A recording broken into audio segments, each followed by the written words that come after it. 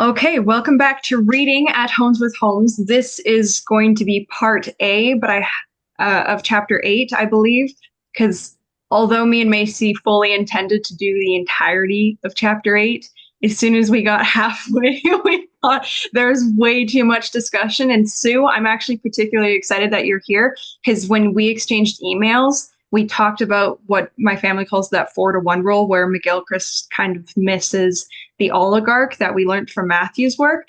And the first half of this chapter is about the Greek philosophers and the Oracle of Delphi and stuff like that. So it is really dense, and I had a feeling we'd end up talking about that majority of the time. So it might go a little bit shorter. That way we can do part B, hopefully early December, because I know everybody's usually on holidays. So that's kind of the plan for this time around. I took on the summary for last time because life was absolutely hectic. So I will pull it up here. Now, does everybody have a preference? Do they want to read it with me, see it while I read it aloud, or should I just read it to you guys? I think you should just read it to us, but that's just me. No, I can totally do that. I see some nodding. Okay, everybody agrees. Yippee. Consensus. Okay, so for the last summary, last time we did chapter 7, the entirety, it was short, but sweet.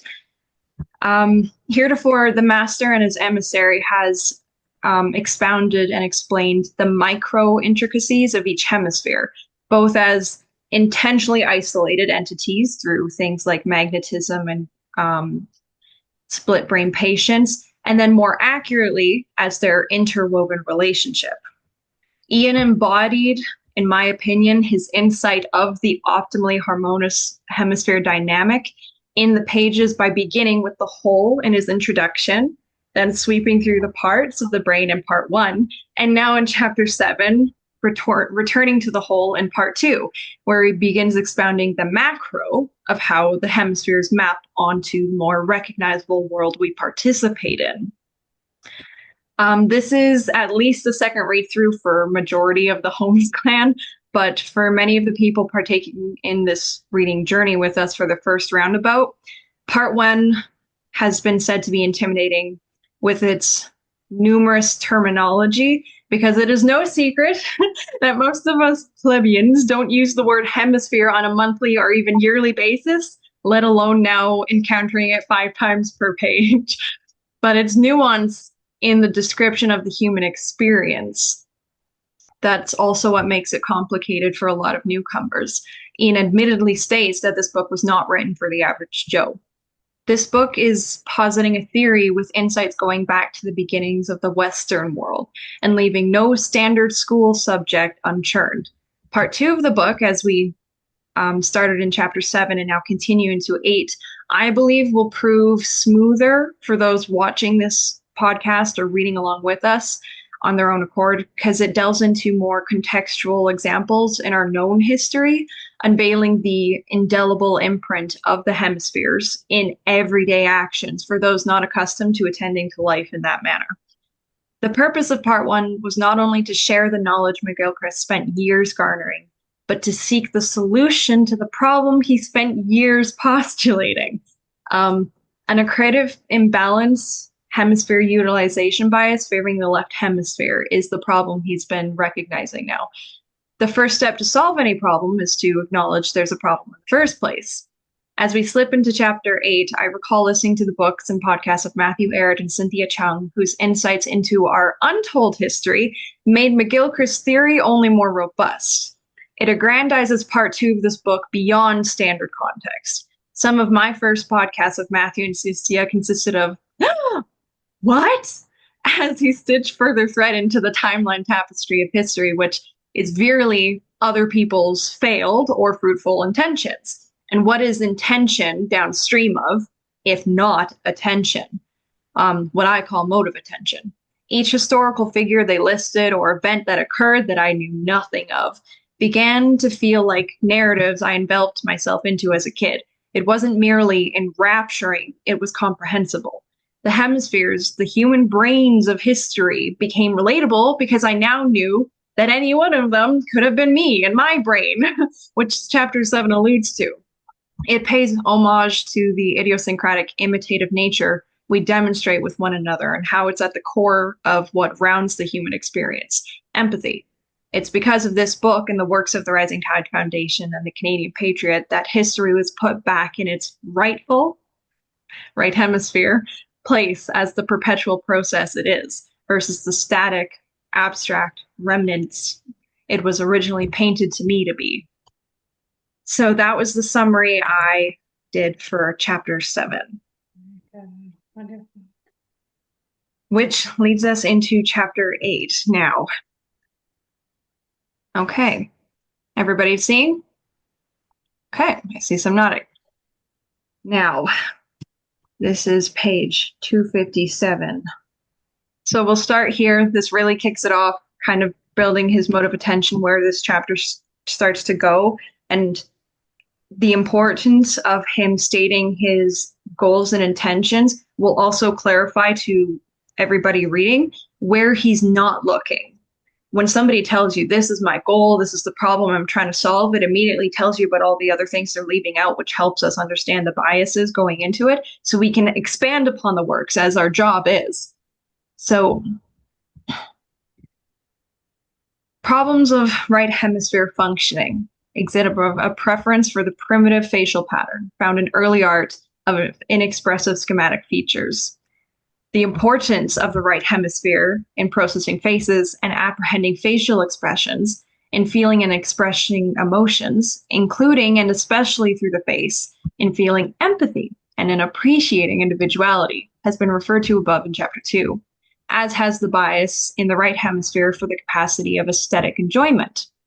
The relatively sudden change that came over the portrayal of the human face in the period beginning in the 6th century BC, and this is Greece, and particularly from 4th century in Greece, in which the more abstracted, stereotypic, and inexpressive gaze of Egyptian and early Greek representations of the face and head gives way to portraiture, which is more individualized, varied, emotionally expressive, and empathetic, is attributed by Brenner to a rapid advancement in functioning of the right hemisphere in Greece at around the same time period.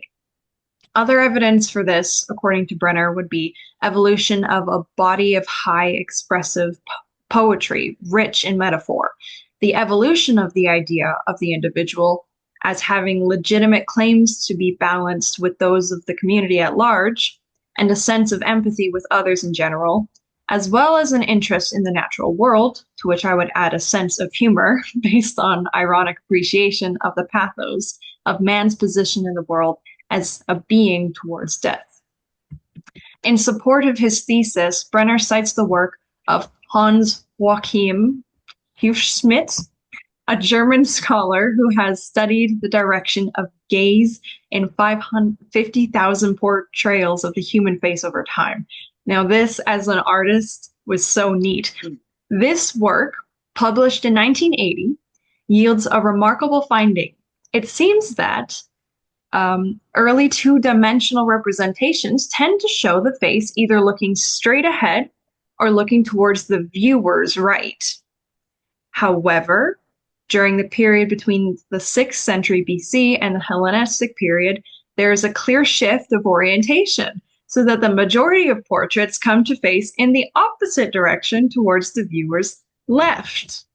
In 1973, Chris McCanus and Nick Humphrey had already published in Nature the results of a study of approximately 1,400 Western portrait paintings from the 6th to the 20th centuries, showing that there is a tendency during this period also for the sitter to be portrayed looking to the viewer's left.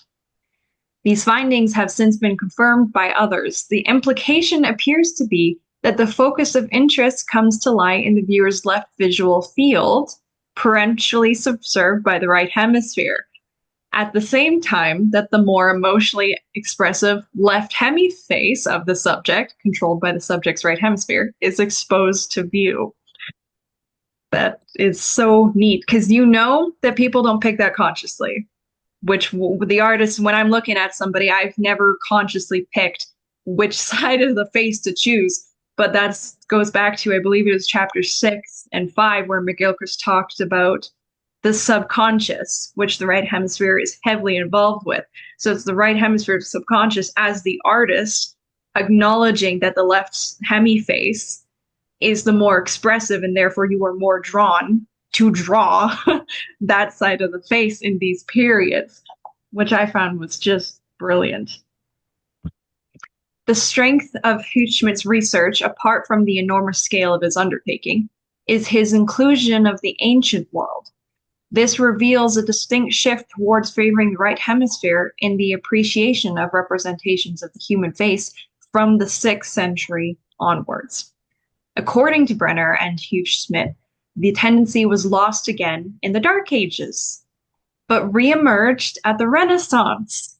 Other research has confirmed that the left-facing tendency was strongest in the 5th century and has gradually waned until the 20th century, when it reverted to the pattern of equal right and left profiles seen before the rise of Greek civilization.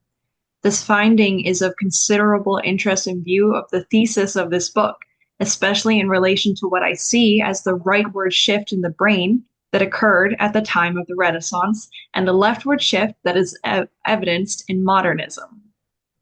The natural tendency, as exhibited by the majority of face profiles drawn by children, is still to face the left, even in some cases if they are copying a model that is facing to the right. And his study on children and how at a certain age, again, the right hemisphere develops first. It's just all these connections are so insane. Self-portraits tend to exhibit the opposite bias towards the right, which is presumably because painters tend to orient themselves in front of the mirror so that their image appears in the left visual field, which involves turning the face to the right so that the left side of the face is exposed, appearing in the mirror image as the right side of the face. A study of a long series of self-portraits by the famous German painter Lovis Corinth, before and after the right hemisphere stroke he experienced in 1911, shows that following the stroke, he reversed both facial orientation and the direction of light sources in his paintings. In most Western paintings since the Renaissance, just as there is a tendency for the face to be turned to the left, there is a tendency for the light source to come from the left side. Maddie?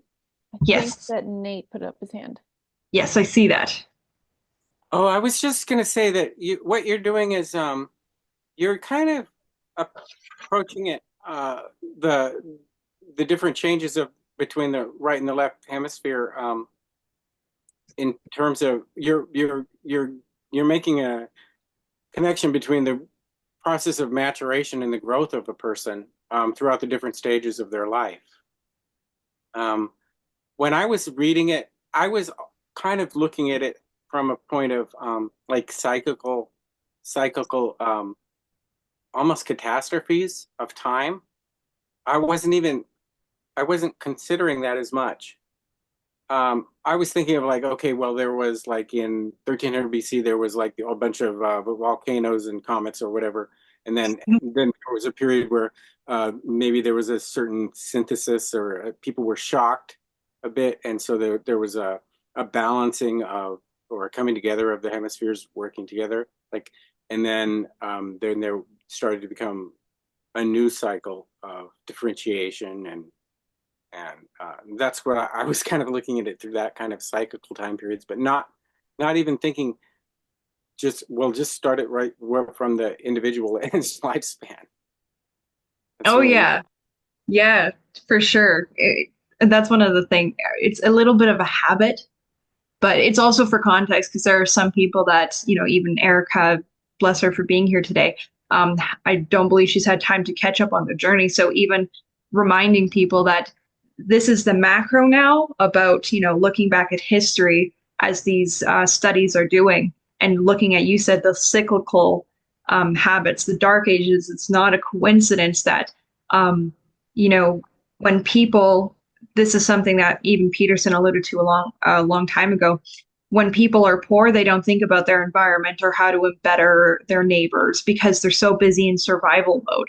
So the dark ages, when everybody goes through a real hard time, of course, the right hemisphere, you're ability to be creative. You're so busy in the fight or flight getting your basic needs, your food, your shelter, that none of that even matters. So you see that on a cyclical. And then what is cyclical habits of history, if not made up of the individual human experiences? So then you go and keep in mind of the individual children that are going to inevitably replicate that same pattern on the micro. Micro, macro, and you always compare the two because they're so intertwined.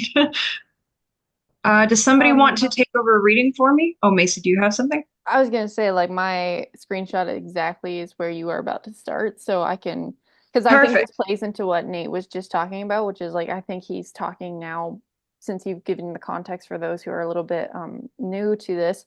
This kind of goes into, for some context before I start reading it, the fact that there's almost like certain shifts that you can start seeing in the development of the hemispheres and what's going on kind of in their parallel journeys. And so this is a segment where Gilchrist kind of is approaching, or I guess talking about Brenner's thesis in his own view. So yeah, sure, I'll go for it. So Greek civilization brought many things that we would have to, at one level, associate with a sudden efflorescence of the left hemisphere, at least as much as the right. The beginnings of analytic philosophy, the codification of laws, the formalization of systematic bodies of knowledge. These require the ability to stand back from and detach ourselves from the crowd, from nature and from ourselves, that we may objectify. This is, in my view, also the basis for the forging of bridges with others and with nature, which classically and according to much of the neuropsychological literature is mediated by the right hemisphere. To return to a somewhat Hegelian theme of an earlier chapter, union cannot exist without separation and distinction, but separation and distinction are of no use unless they form the prelude to a later, greater union or synthesis. I would therefore say that what happened was this. Initially, there was a symmetrical bihemispheric advance at this time, an advance in the functioning of the frontal lobes of both hemispheres. It is the frontal lobes that bring distance in space and delay in time. They enable us to stand back from our world and from ourselves. But this development, permitting as it does a far greater capacity to speculate, to consider the lessons of the past, and to project possible worlds into the future, to build projects and schemes for the better governing of the state and for the increase of knowledge of the world at large, requires the ability to record, to make externalized, therefore more permanent, traces of the mind's workings, to fix, to freeze the constantly passing flow of life on the wing. It requires, therefore, a huge expansion of the realm of the written word, as well as the development of diagrams, formulas, and maps, records of observations of nature, and records of the history of people and states. From what has been outlined in connection with representation in the earlier parts of this book, it will be seen that this necessitates reliance on the left hemisphere, not the right. Such standing back is the essence of analytic philosophy, which is a left hemisphere function, at least philosophy in the West, since Plato and up to the time of Kant. The Greeks began this process of standing back, and the beginnings of analytical philosophy, of theorizing about the political state, of the development of maps, of the observation of the stars, and of the objective natural world, all may be mediated by the left hemisphere, though the urge to do so at all comes from the right. Mm. This necessary distance brought about through the frontal lobes by the very same token makes it possible to see oneself as a self like other selves, to stand back and observe the human face objectively, so that it can be portrayed, as Brenner shows, in such beautiful detail. It acts as midwife to the expansion of the right hemisphere functions that Brenner points to, the origins of the concept of the individual as distinct from, as well as bonded to, the community arise too at this time, initially through the ability to achieve distance. This standing back enables us to see so much more of whatever is. It unfolds, makes explicit or our understanding, but once this has happened, it expands the capacity of the right hemisphere to reintegrate this understanding implicitly. And from this comes all the right hemisphere advances that I agree with Brenner characterize this period of Greek history, the rise of certain aspects of the self, empathy with others, imaginative metaphoric language and art, humor and irony, the discrimination of individual faces, emotional expression, and so on. In summary, therefore, whereas Brenner would see overall a straightforward opposition of the two hemispheres, with a perhaps hard to explain advance in the right hemisphere functions at the expense of the left occurring at this time, I would see a rise in bilateral frontal lobe function initially, which both necessitates an advance of the left hemisphere to underwrite the distance involved and, through the creation of necessary distance, enables the right hemisphere to expand its capacity. I do not deny the evidence of right hemisphere advance, simply relate it differently to the roles of the left hemisphere and frontal lobes. I could go on, but that's a lot to unpack.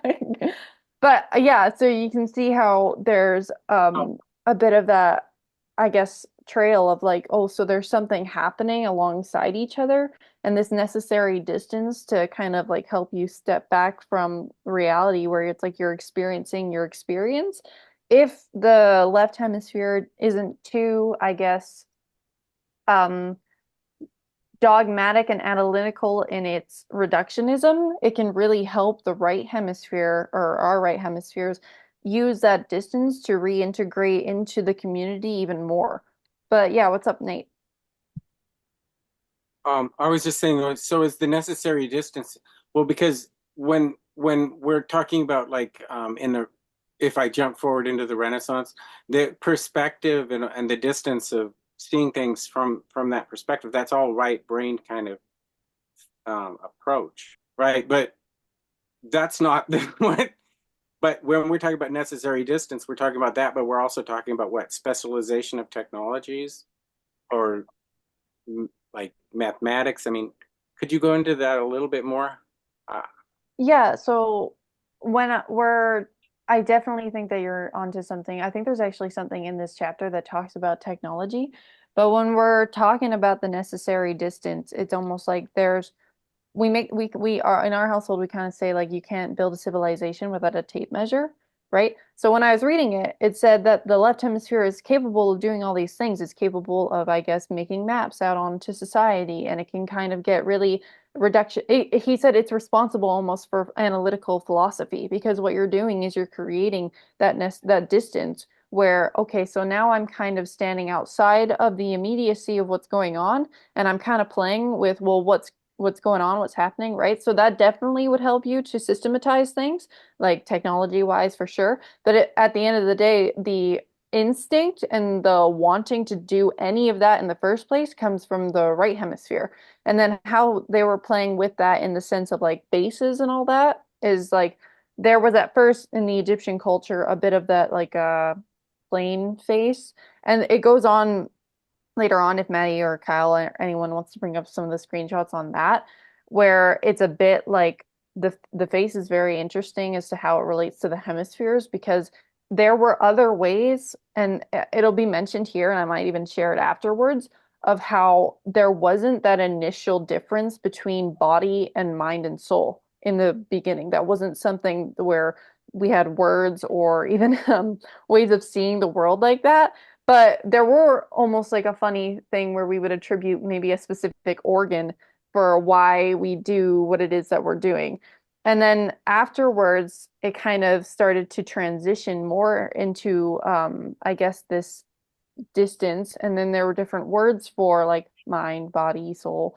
And then that happened as well with the transition of like the face. It started to get more individualistic, whereas at first, it wasn't, but we were so embodied and attuned, and then a certain self-consciousness came forward that is very different than what we had initially. Because self-consciousness is what you kind of need in order to go into analyzing what the human face. But that there's a lot of screenshots in there that'll probably help there, so I'll leave it at that.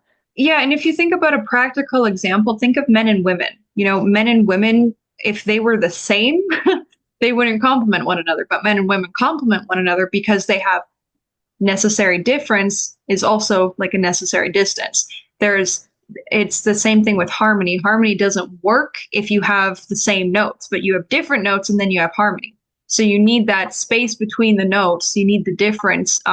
The left hemisphere and the right hemisphere, if they're too close, that's why the corpus callosum, its purpose isn't to join the hemispheres, but to intentionally separate them so you can do two separate things at the same time.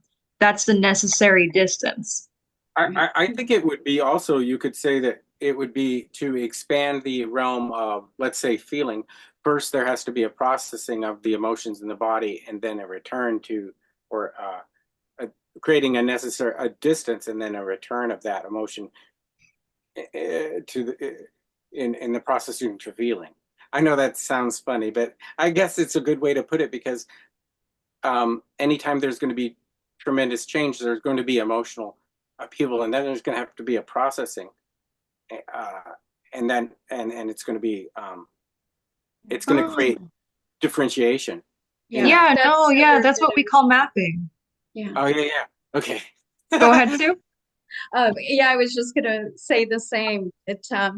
When you're in it and without any distancing, then there is no differentiation. So I did find Brenner's book online. I just took a glance through it on Google Books. And it is extraordinary to see the paintings and the sculpture and the empathy and I would say even compassion. You know, I was wondering about the axial period. Often they speak to this period as being an arising in human consciousness of greater compassion, of an understanding of universal principles, and this particular section, it struck me that drama, poetry, metaphor, along with the scientific advancements and you know, urban planning, they wouldn't have called it that at that time, but infrastructure, it arose together. So it's so beautiful to see when the hemispheres are working in harmony, I would say, in this deep interplay. It's just yeah, I was blown away by it. But how the eyes too were so reflective of the human soul at this time. So there's that spark of, oh, there's a divine spark in humanity that began to be expressed and shown. Right, and even the fact that the right hemisphere relies more on the eyes. It takes in the whole face, but if you were to look at which stimulates parts of the face, the left hemisphere is more stimulated by the mouth, whereas the right's more stimulated by the eyes. Even that is like so uncanny. Macy, did you have something to continue from where you went off of? I could like veto this whole conversation. So do you want to like go for it first?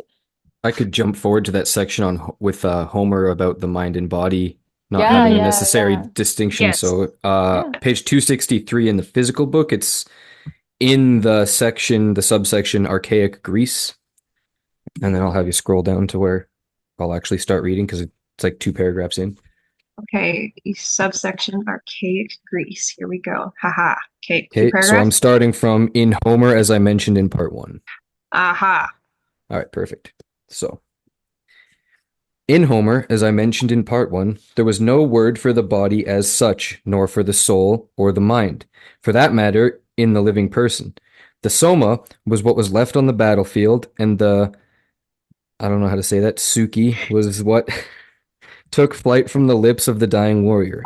In the living person, when Homer wants to speak of someone's mind or thoughts, he refers to it as effectively a physical organ. Achilles, for example, consulting his thumos. Although the thumos is a source of vital energy within that leads us to certain actions, the thumos has fleshy characteristics, such as requiring food and drink, and a bodily situation, though this varies. According to Michael Clark's Flesh and Spirit in the Songs of Homer, Homeric man does not have a body or a mind. Rather, this thought and consciousness are an inseparable part of his bodily life as our movement and metabolism. The body is indistinguishable from the whole person.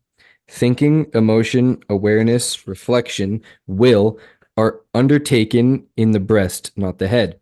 The ongoing process of thought is conceived of as if it were precisely identified with the palpable inhalation of the breath and the half-imagined mingling of breath with blood and bodily fluids in the soft, warm, flowing substances that make up what is behind the chest wall. He stresses the importance of flow, of melting, and of coagulation.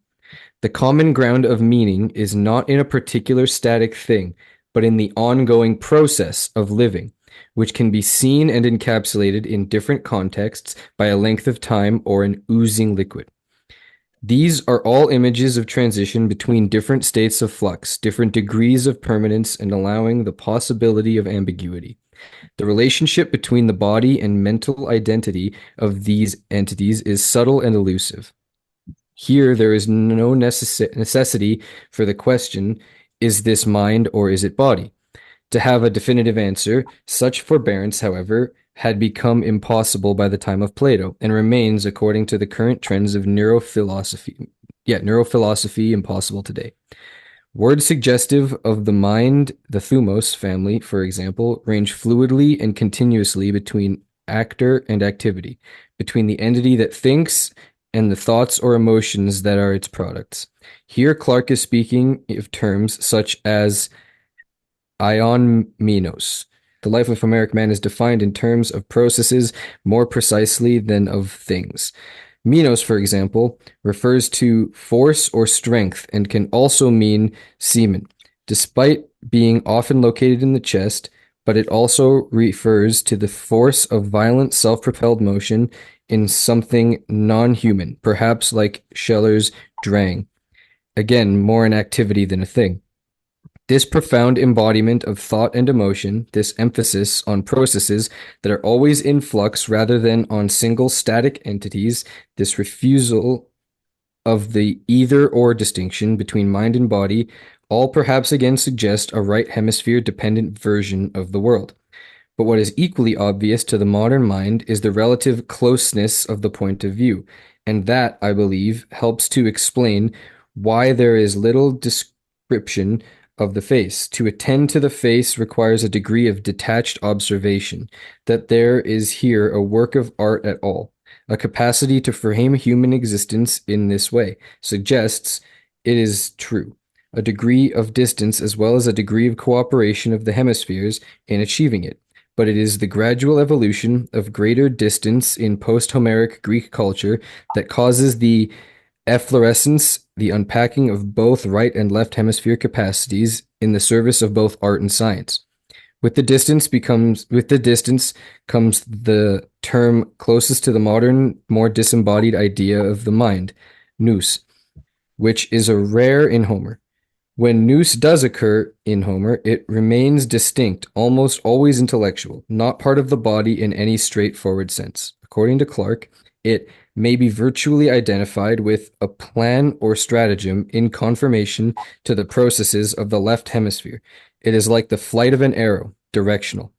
By the 5th and 4th centuries, separate concepts of body and soul were firmly fixed in Greek culture. In Plato and thence for the next 2,000 years, the soul is a prisoner in the body, as he describes it in the Phaedo, awaiting the liberation of death. Now, this one is really heavy, and I'm actually curious, Erica, on your thoughts, because this is something that, all the time in our day and age, I hear so many, especially psychology students of our age, they talk about, I want to, trust my mind, don't really want to listen to my emotions or the body. And there's this, just the idea that in Homer, even any words that they use for the intellect was almost an organ-like thing. There was really no distinction between mind and body. It was like this big whole, of which is how McGilchrist has shown me is how the reality plays out.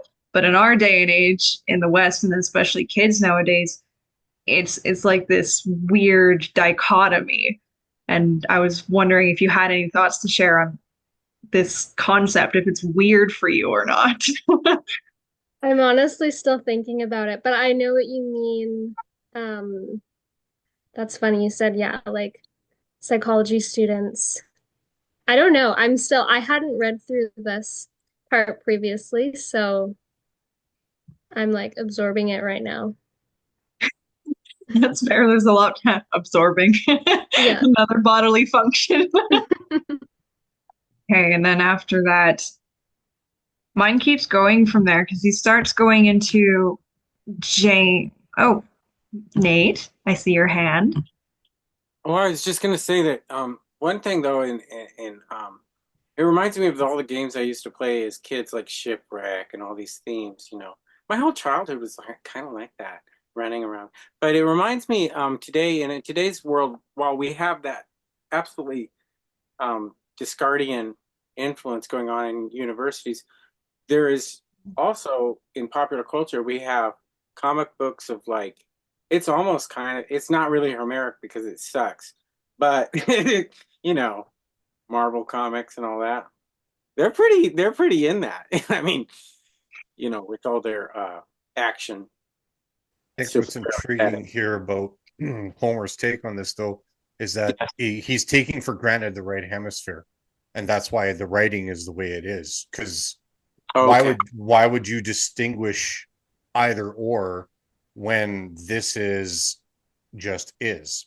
And Yeah. so when you start to write, what Homer's doing is actually just taking for granted that the left hemisphere hasn't offered the points of interest yet to be able to run the distinguishment of the noosphere, because the noosphere of mind.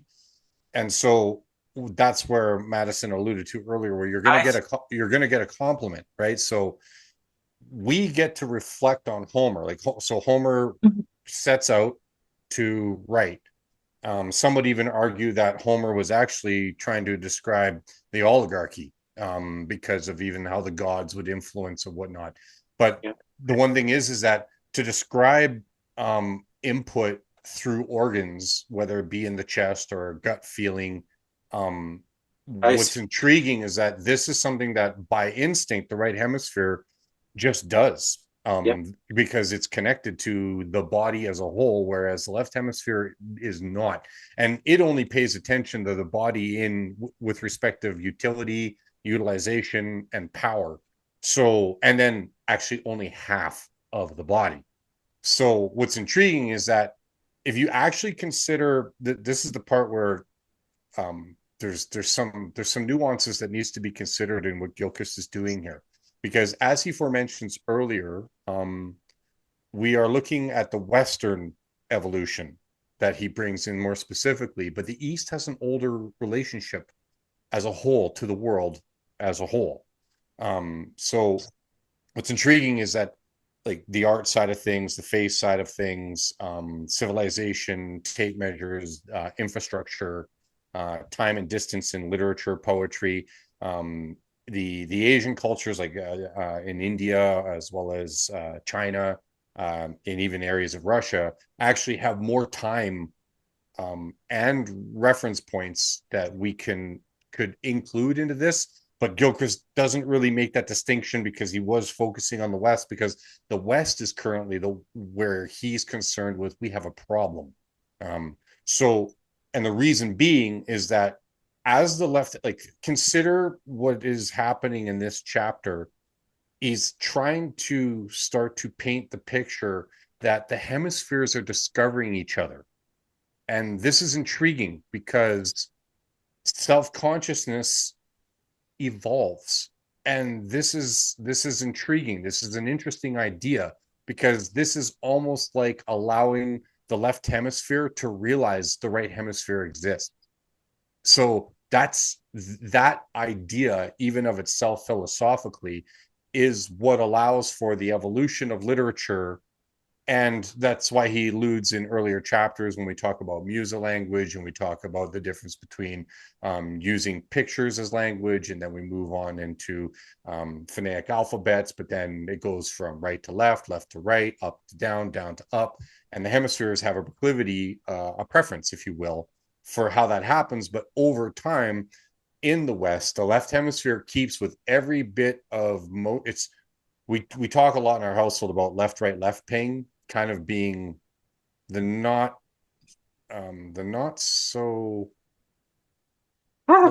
It's not the best. It's not the best version of ourselves when we Right. find ourselves running a left, right, left ping to a right, left, left, right. And, Exactly. But no matter what's happening, the pings are still interchanging, like throughout history. And so that's what's intriguing about this chapter and what we're and to bear these kind of things. It's the only reason why I'm kind of just I want to add some more context and some color to what it is that we're navigating, because there's signatures here, and as the signatures enter the zeitgeist as a whole between the two hemispheres, both of the knowledges of the hemispheres, even in the frontal lobes, expand. And then as they expand, you could almost say, with a little bit of bias, that the right hemisphere is good intentions, as in like community and possibility, which is also its weakness is possibility.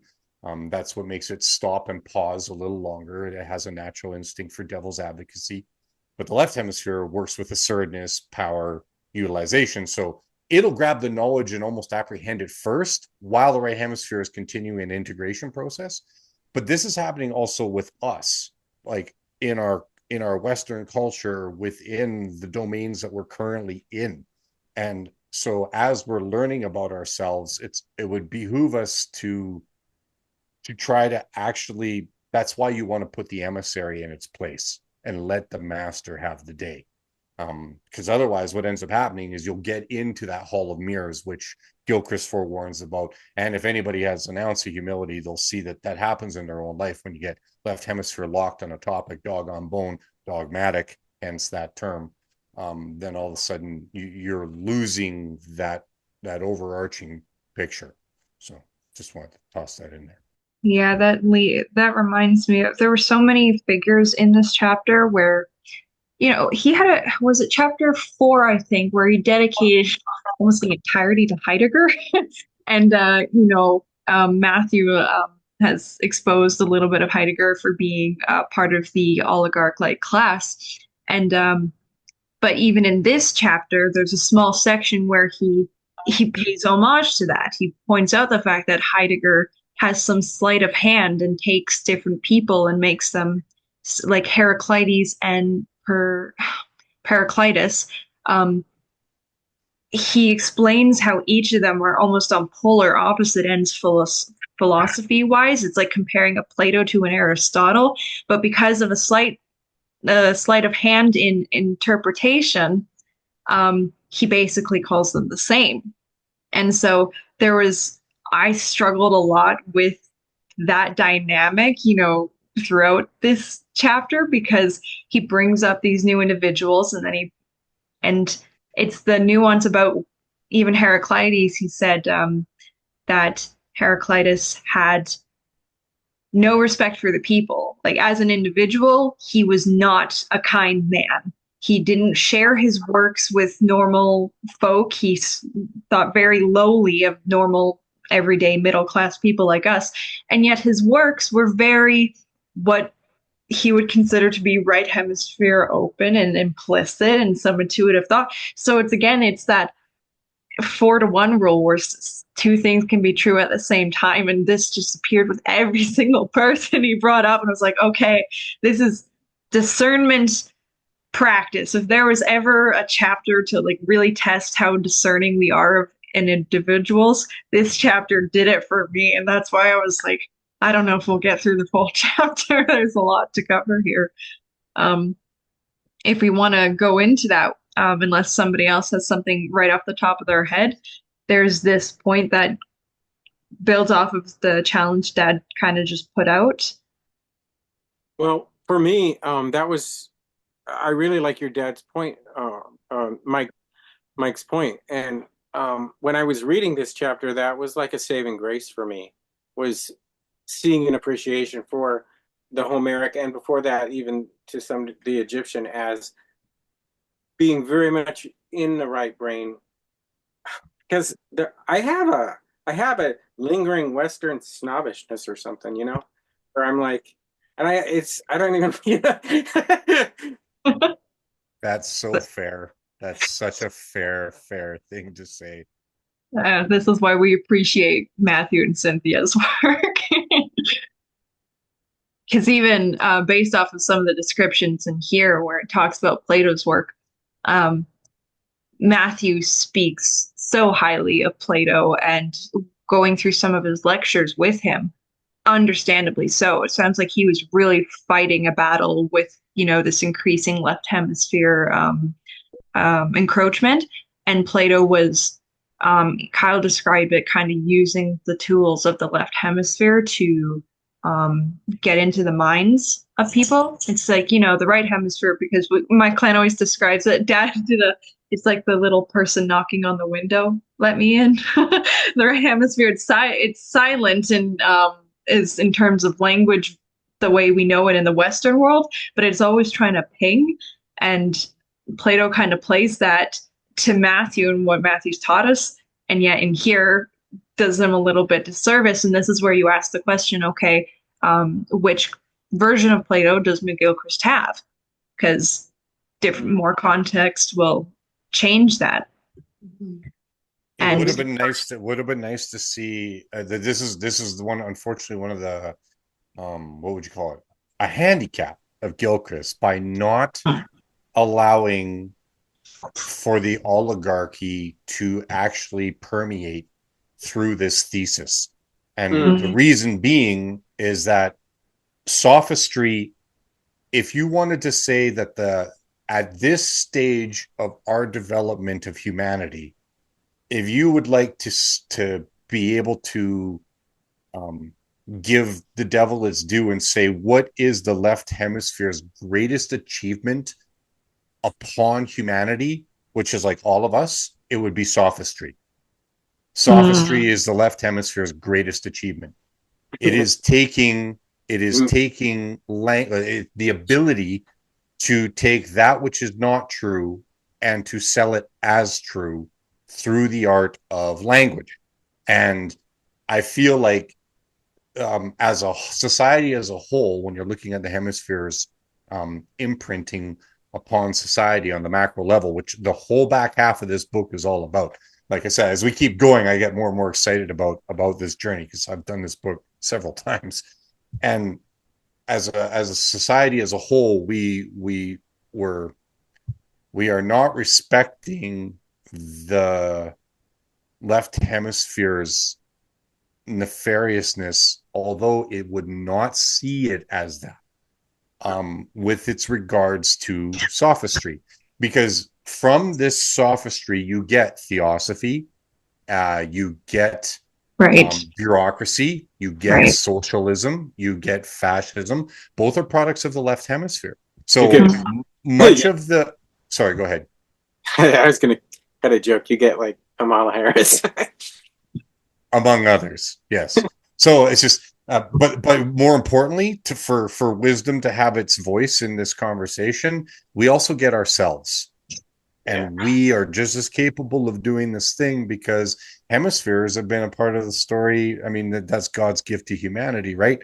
That's us. It's us from start to finish as we even pursue the godly relationship, the fellow relationship to humanity, and then even more complex, the relationship to ourselves.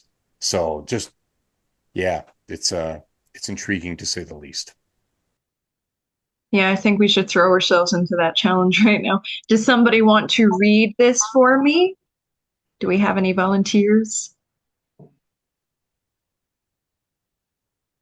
I see Dad's hand going up. I went slow to allow for others to maybe do the thing, but that's okay. I'll do some reading. Oh, I saw Sue put her glasses on too. So Sue, do it, Sue. Do it. Oh no, you go, Mike. I'll do more than no. You go, Sue. You're a guest. You hit it. It's also a relatively large section, so I'll split it between the two of you because this is like gonna be a solid 3 screenshots for her. So Sue, I will cap you when we're ready to split. Okay. In the Theaetetus, how do you say? In the Socrates points out that Parmenides was the only one of the wise to deny that all is change and motion, Yet, despite this, Parmenides had a huge influence both on Plato and through him on the subsequent history of Western philosophy. Plato's belief that knowledge must be unfailing and general led to the position that we cannot know things that are changing or particular. In the left hemisphere sense of knowledge, this is true. For Plato, that knowledge then becomes reality, the realm of forms, disembodied, ideal, and universal abstractions, of which actual physical sensory objects of experience are but shadows. The need for certainty and clarity, coupled with the law of the excluded middle, blinded us to the possibility of what came to be seen as a paradox. From this time forward, Greek philosophy is dominated by the assumptions and modes of operation of the left hemisphere. And by the time of Theophrastus, a pupil of Aristotle writing in the 3rd century BC, Heraclitus's riddling epigrammatic style had become simply a sign of mental illness. The very fact of having a philosophy at all was one of the many changes to be brought about by the advent of necessary distance. Drama, at least as conceived by the Greeks, is another, and as Nietzsche saw it, a demonstration of the necessary balance of Apollo and Dionysus. This distance has nothing to do with the ironizing distance or something espoused by modern dramatists, and indeed works to the opposite end. It enables us to feel powerfully with, and thus to know ourselves in others and others in ourselves.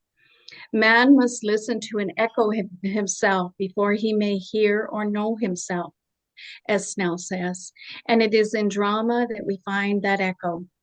The process of the tragic chorus is the original phenomenon of drama, wrote Nietzsche.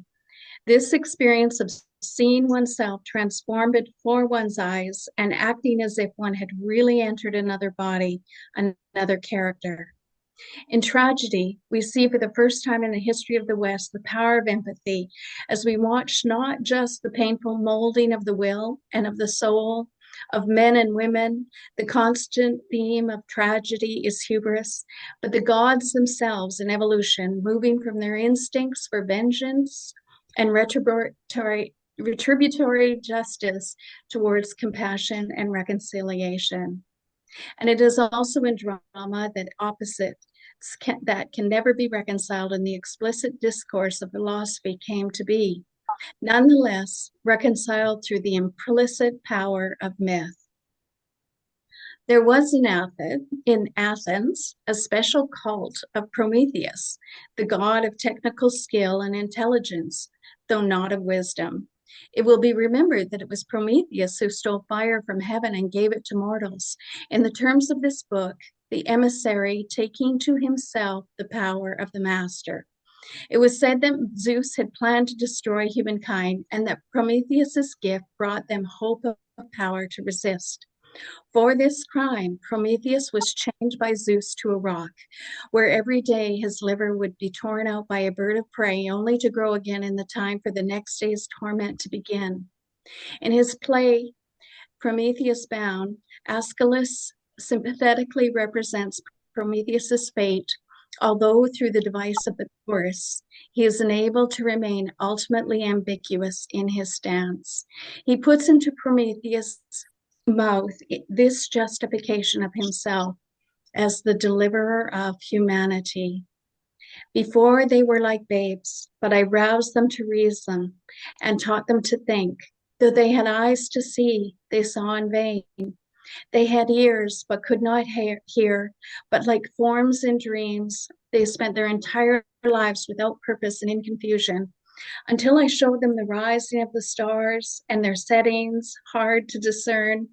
I invented for them number, chief of all devices, and how to set down words in writing, memory's handmaid, and mother of the muses. It is Prometheus, in other words, who brings numeracy and literacy. Although in Aeschylus' play, Hermes, as the messenger of Zeus, the master's emissary, is sent to pile on the agony, to the unrepentant Prometheus. In some versions of the myth, Hermes himself is credited with bringing fire from heaven. And he is, in some respects, Prometheus's alter ego. Like Prometheus, Hermes was associated with the invention of weights and measures and with literature and the arts. Importantly, from the point of view of this book, he was also the god of merchants and tricksters, corresponding to the Egyptian Thoth, the god of sciences and technology, who was also the god of writing. Plato and the Phaedrus considered Thoth to have been its inventor and deplored its advent. Prometheus, too, founder of the sacrifice, was a cheat and a thief, writes Karenni. These traits were at the bottom of all the stories that deal with him, the image of those who steal the divinity that lies round about them, whose temerity brings immeasurable and unforeseen misfortune upon them. Okay, Dad, you ready to take over? That was beautiful, Sue. I actually want to jump in real quick, and because I have a bit of a bone to pick with this interpretation of Prometheus. Because like there's not like, he characterizes Zeus a little bit more as the master in his master and emissary analogy, which I don't think is a fair characterization of Zeus either, because if you look at the Greek interpretation of their god myths, all of their gods are hyper personified, selfish, greedy, unconscientious sort of hedons, which is funny to say about gods, is if they're a hedonistic god. But Prometheus is one of the few that seems to have any concern with the ripple that the gods have on their creations and their influence of the reality in their mythos.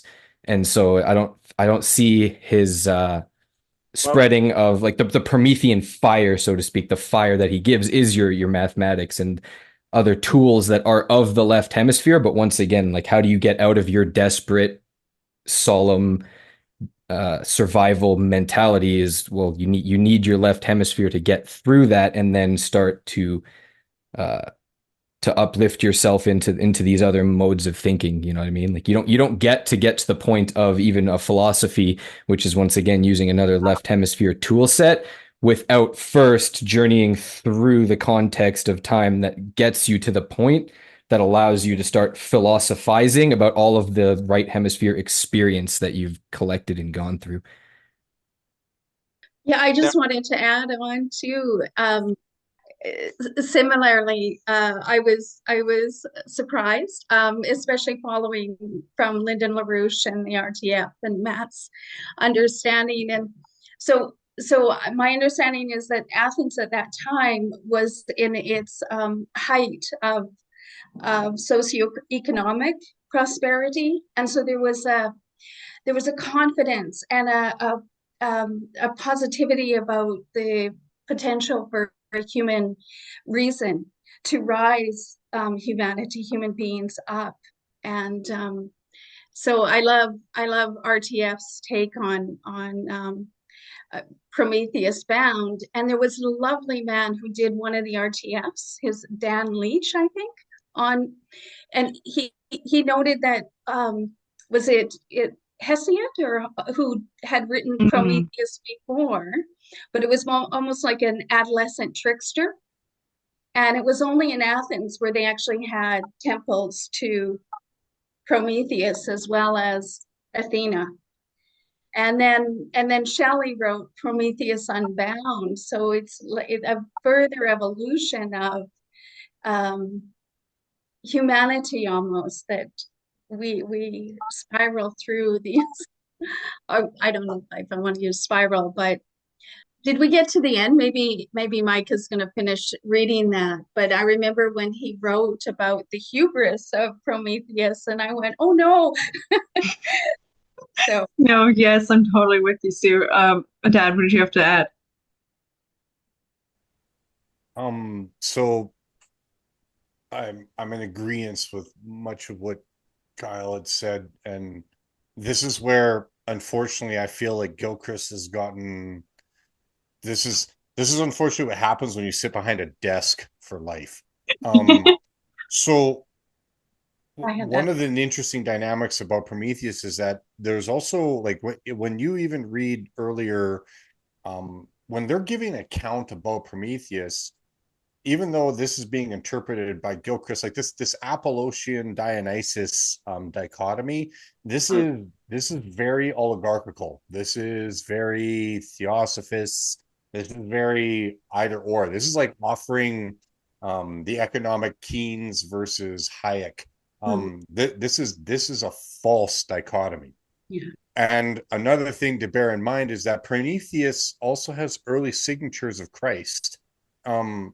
And I'm not saying this is in to try to be a defender of either Christianity or the Greek paganisms and whatnot. Like, what I'm getting at is that when you recognize a pattern of disposition, which is the right hemisphere's proclivity, this is why you'll see alignments between, as Kyle forementioned, it was Prometheus that saw value in the potential of humanity. And I alluded earlier in this same episode that Homer, when he's writing about the gods, we have reason to believe that there's also him almost like trying to expose the oligarchy of his age. If we've learned anything about historical influence, the oligarchy has been around as long as there's been a left hemisphere to try to undermine the right hemisphere. Right. So this goes back to Cain and Abel from the biblical mandate. You'll find this when you're dealing with the Mesopotamian culture. You'll see this in the Egyptian culture with Horus and Seth. And this signature is important because this is the hemisphere's signature. Because the one thing that's constant, even about us, we're trying to understand ourselves. Like that's one of the motives why we're even doing what we're doing right now. This is for culture. This is to help people that decide that they want to tune in to recognize that no matter where you go, your hemispheres are at play. And when you entered this story, whether it was me 48 years ago, whether it was my kids, at the age that they entered the play, or Susan, or right, like it's just everybody entered this realm at a different time. But one thing that was constant throughout it all is our hemispheres were at play, and where you want to land your faith about whether it was, a version of God, this is the gift. The gift is what lays within your head. This is the Promethean fire. The Promethean fire is the hemispheres. It's actually your ability to adapt, transcend, and find your way through.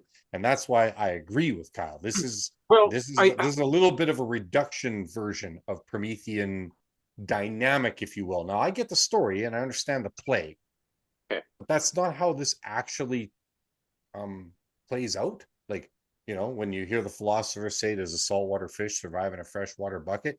I was the guy that went and grabbed the fish and threw it in the bucket. Dead fish, there you go. Answers there. Whereas everyone else philosophized about it until somebody went, let me just go get the damn fish. Because we need to understand how this plays into physical reality. And so that this is the part about the Promethean dynamic. It's when you actually look at how things really are interpreted and written, there really is a lot of downstream. Prometheus played a big role in even the influence to the Bible. And even how it's been written, which can be argued, and we can get into that kind of stuff as well. Another podcast, different time. But I wanted to add it because it's still the hemispheres that are playing this game. So go ahead. Plato had a great influence on Judaic theology, so it's there, it's right there. If we went down that road. Yeah, no, you're definitely on the money, Nate, and me and Macy have heard. We listened to some McGilchrist interviews, and Sue, I read those articles you sent by McGilchrist, and they were just gorgeous. Those were such good reads. But again, Nate, to continue off of what you said, he has looked into Judeo-Christianism and the exoteric versus what's the other one? Esoteric and exoteric, right. And again, but without, this is the one thing that my dad has embodied so well as a living demonstration for us kids looking at a man, figuring out how do we operate in the world.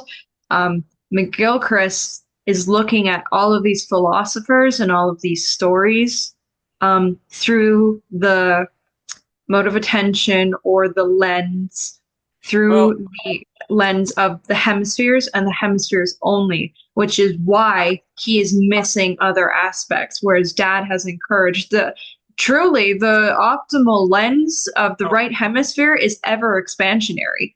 The right yeah, hemisphere wants every model, every lens possible, which is why Matthew's work is so vital. And then all of the scientists and all the other podcasts that my dad has followed and then passed on to me and Macy to listen to is because even McGilchrist, bless his heart for getting us this knowledge, even him only using the lenses of the hemispheres, even though it is a very, very helpful lens for most people. If they weren't to pick up any other lens in their life, they would be better off for picking up this lens. But what's even better than that lens alone is adding every lens on top of that, including Matthew's and the science and all this stuff, so we can encapsulate, which is what Dad said. That's where McGilchrist's cap is, which is so evident here. And then what Dad's going to read is going to make Sue and Nathan, you in particular, because you've done so much of Matthew's work, you guys are going to laugh because of what he says about the Oracle of Delphi. But I already know. right? I will pull it up again here, and then Dad, you can finish off this section. And I know everyone will have more to add because now we just kind of finished a section on Prometheus, and then we get into Aeschylus, leading up to the Oracle. So, Dad, you can take us away. Aeschylus, whose works were written in the first part of the 5th century BC, is generally accepted to be the founder of Greek tragedy, and was certainly so designated by A.W. Schlegel. Aeschylus is to be considered as the creator of tragedy in full panoply.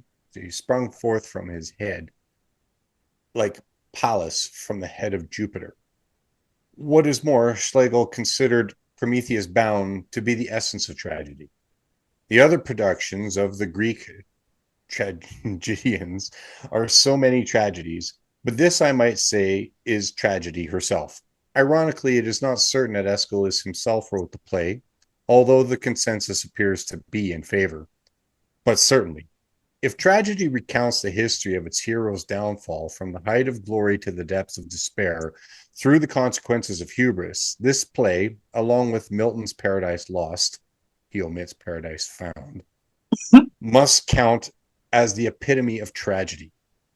Aeschylus was a brave soldier who fought at Marathon and Salamis and took part in the rout of the Persians. Indeed, he was so proud of this that his epitaph referred to his participation at the Battle of Marathon, but not to his preeminence as a playwright.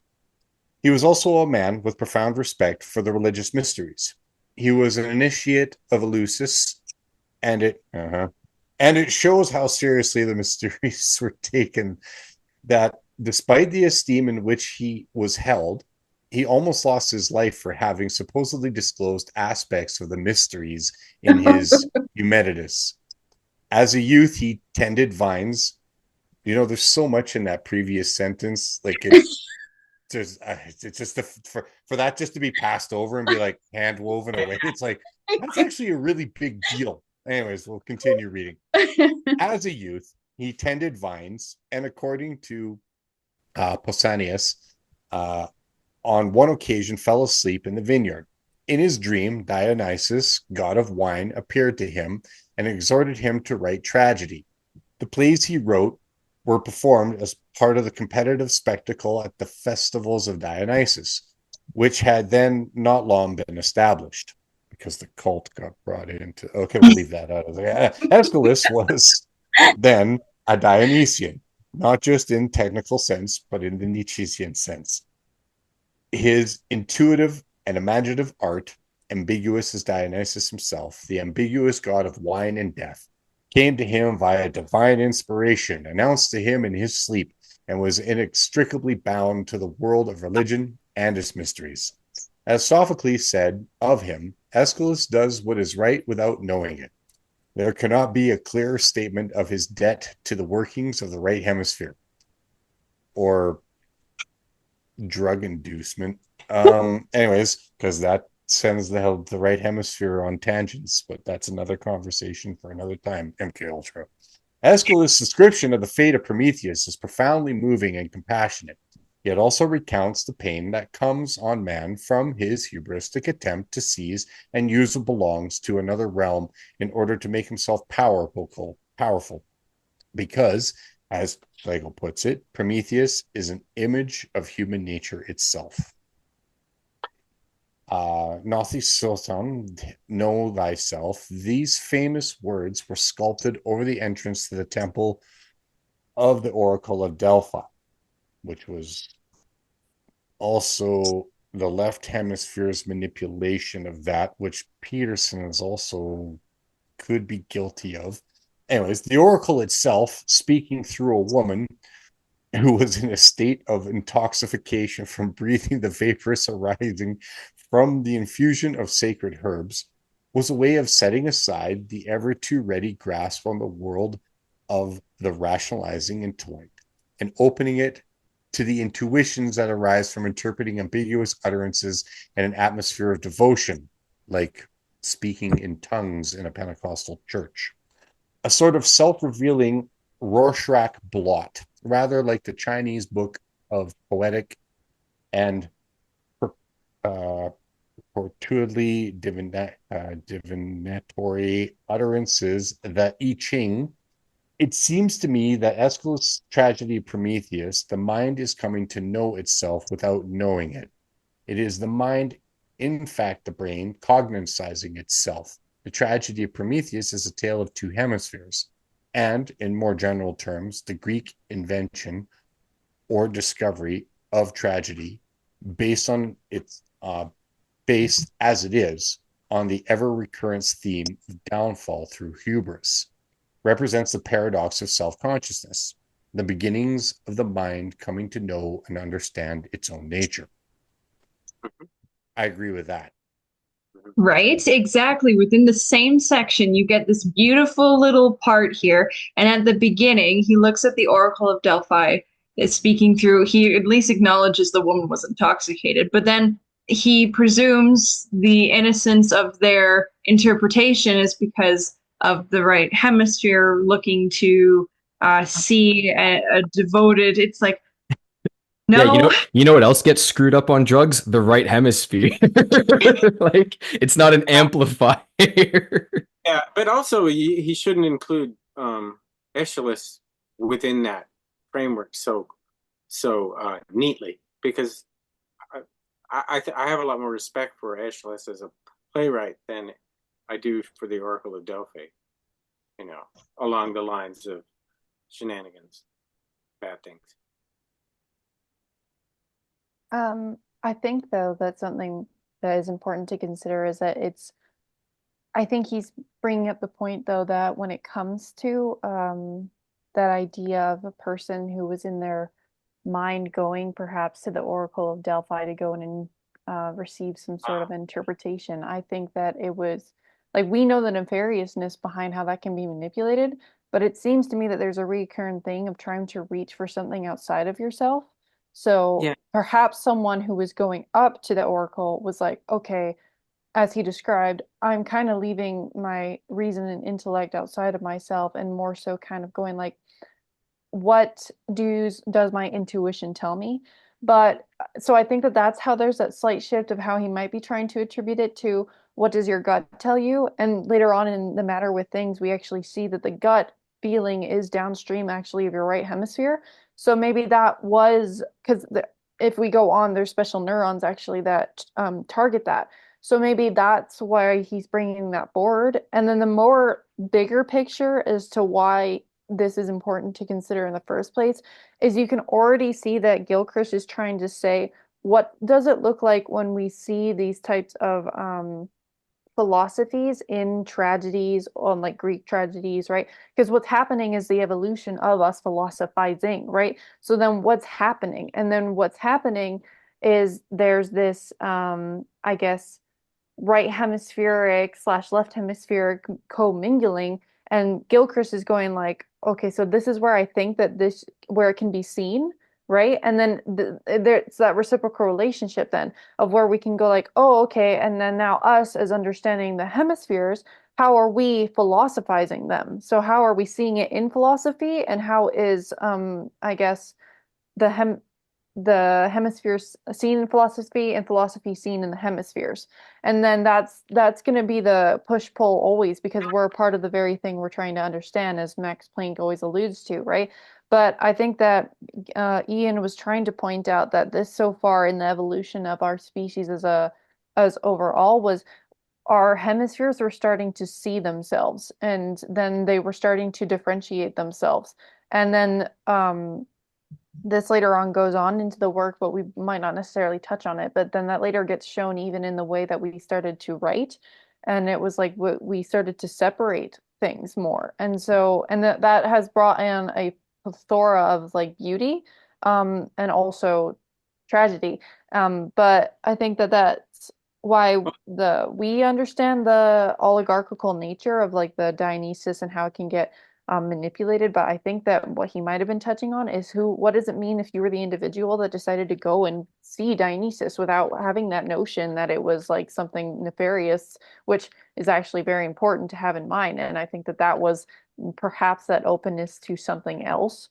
But Well, and also I would add, and I don't want to derail the conversation. I just wanted to take it very briefly in talking about sometimes some people who are really, they do put themselves out there as an artist. I'm not that, but there's people who are just, they have that almost compartmentalized place of neutrality where they can go, and then they can um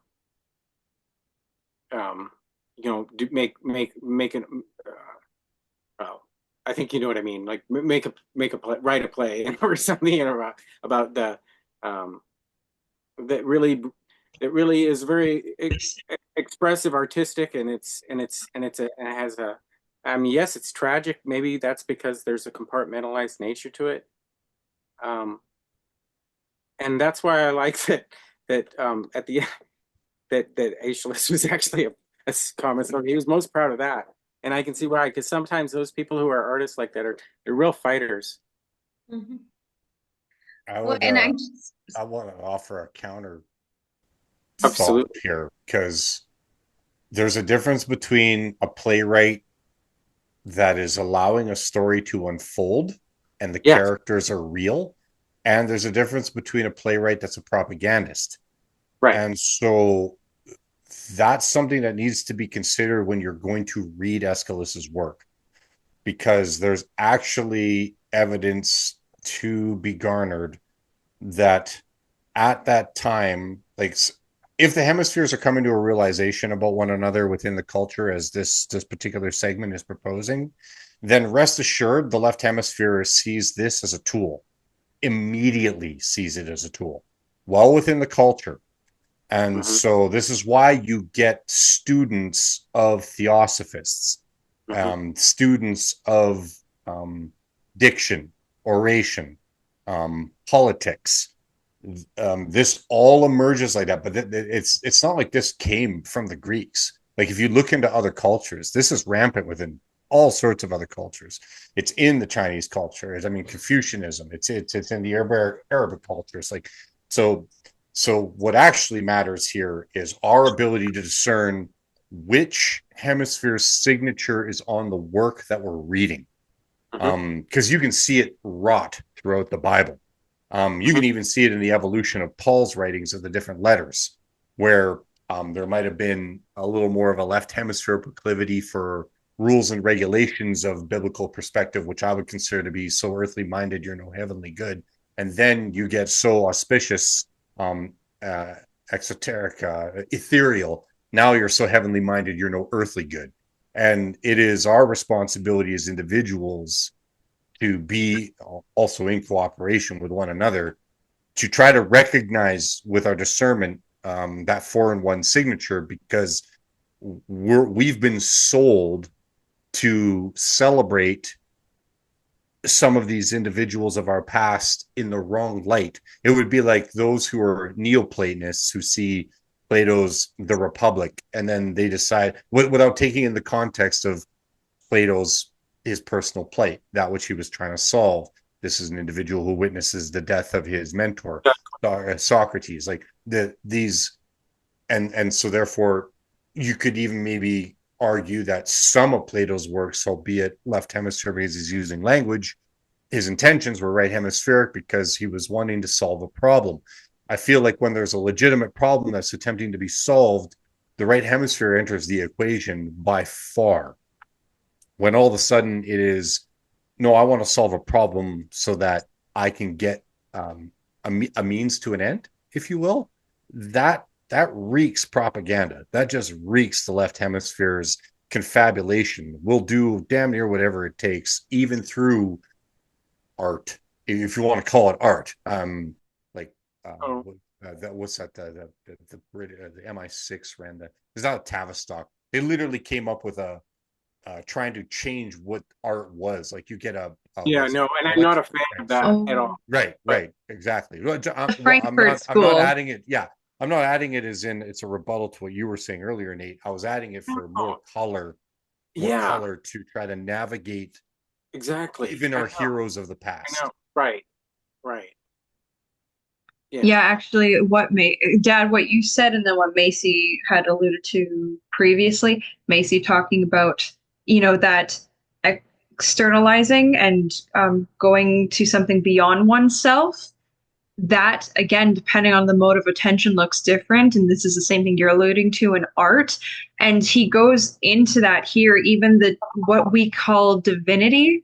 And especially as an artist, I've had moments that we kind of made fun of Aeschylus for, Dionysian coming to him in his sleep.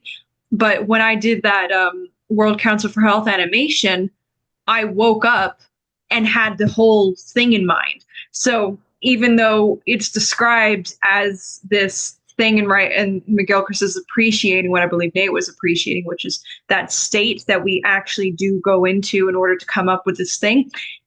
It is not as innocent and as romantic, depending on the mode of attention. And he goes into this here. So we have about half an hour. So I think we can get through these 3 screenshots I have. I'll read a little bit. Can I just say one thing quick, sweetie? Yes. I just wanted to, because Mike, when you shared about Homer coming up against and writing to try and reveal the oligarch, it didn't strike me as deeply as when you were reading it, where they were trying to kill Aeschylus. Is that right?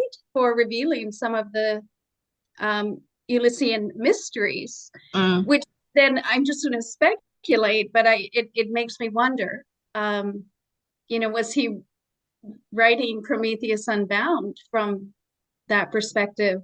I so appreciate what Macy said. You go into it in an innocence, but then after time you discover what's actually underlying, which I've been through. Yep.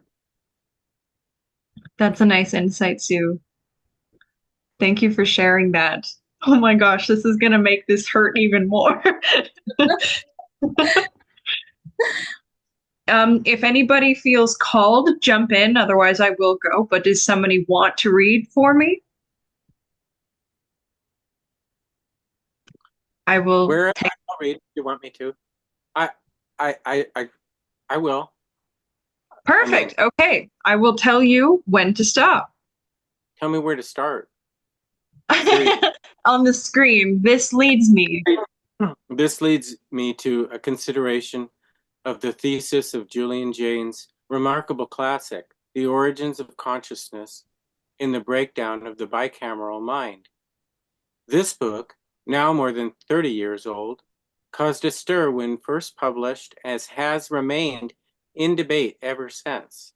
Jaynes, who was a psychologist at Princeton with an interest in the ancient world, put forward a thesis that consciousness, in the sense of introspective self-awareness, first arose in Homeric Greece. He posits that when the heroes of the Iliad and the Old Testament are reported as having heard the voices of the gods or God giving them commands or advice. This is not a figurative expression. They literally heard voices.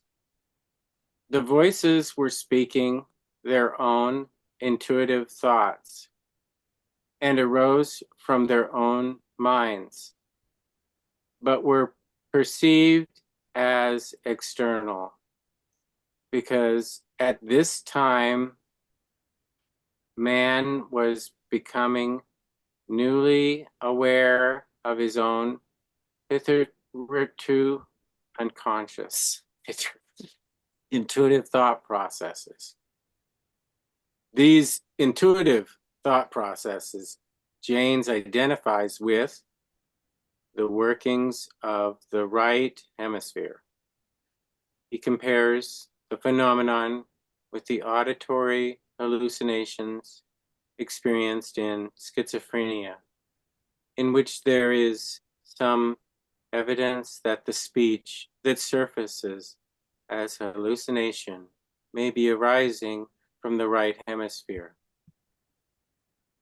His contention, which will be apparent is almost contrary to my own, is that at this time there was a breakdown of the previously bicameral mind, a mind with two distinct chambers or hemispheres, and that it was the relatively sudden, disconcerting access of the left hemisphere to the workings of the right hemisphere that resulted in the phenomena described.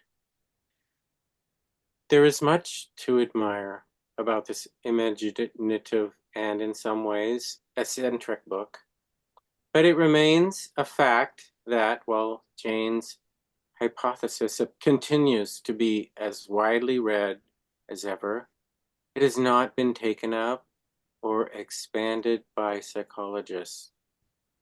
Perhaps this was inevitable with a hypothesis of such breadth and originality lying so much outside the mainstream of psychological research.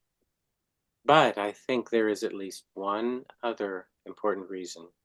In keeping with a view more fashionable at the time he was writing, and based on a psychoanalytic interpretation of schizophrenia as a regressive state of unfettered emotionalism, lack of self-awareness, and relative disinhibition. He sees schizophrenia as a return to a more ancient, perhaps primitive, form of mental functioning, in which the effects of civilization have not been permitted. As in the rest of us, to overlay the primary processes of mental life with rationalization, the voices that schizophrenic subjects experience, not yet dismissed as simply an aspect of our own thought processes. If there are parallels between the hearing of the voices in the ancient world and in schizophrenia, his argument goes, that is because these mental processes are a sign of more primitive structure and organization of the mental world in respect both phylogeny and ontogeny. One can see that his argument necessitates this. The inhabitants of the ancient world heard voices, literally, but we no longer do. Schizophrenics hear voices, and we do not.